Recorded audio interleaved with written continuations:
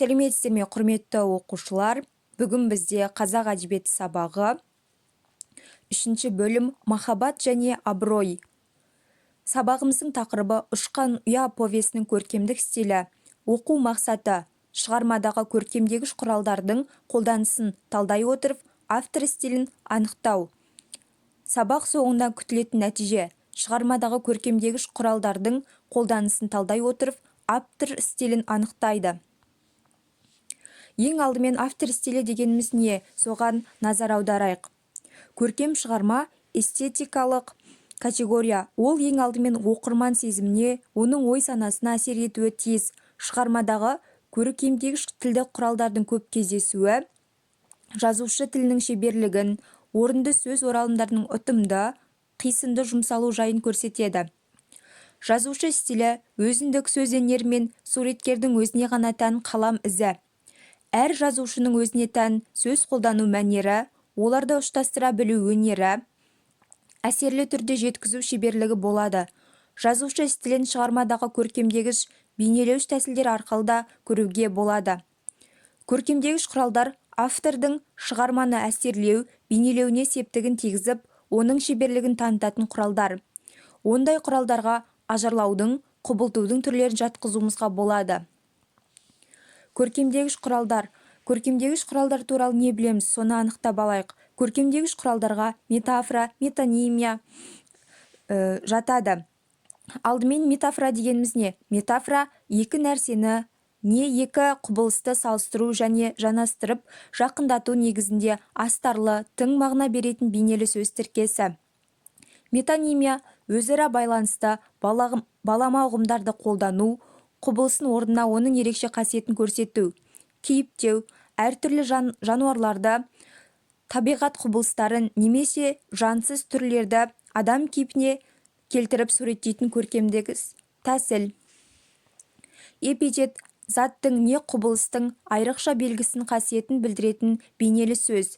Теңеу затты, құбылысты басқа нәрсемен салыстыру арқылы сипаттау тәсілі.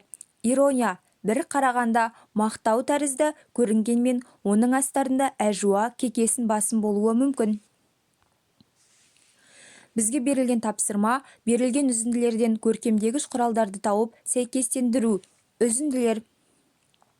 Бізге 4 үзінді берілген. Біріншісі, Үбиян әпкем үлкен үйден шықты да қазан басына бет алды. Екіншісі, жаңбыр жауса жас баланың көз жасындай. Үшіншісі, бір жолы өңкей атқамінер пысықтар сайлау алдында жиналып қалып қатты састы. Төртіншісі, дүние сенің сәби кезіңмен көргендегідей өмір бойы қайырымды, аспаны күмбез, желі жібек, әдемі ертек болып тұра берсе, кәне. Бізге берілген 4 үзінді теңеу, эпитет, ирония, сатира, метафора, метонимияның қайсына сәйкес келеді, соны анықтау. Ал анықтап көрейік. Бізге берілген бірінші үзіндідегі қазан басына сөзі метонимияға тура келеді. Ал жас баланың көз жасындай тіркесі теңеуге, атқа мінер пысықтар ирония, аспаны күмбез, желі жібек тіркесі метафораға сәйкес келеді. Ал енді кері байланыс тапсырмасы.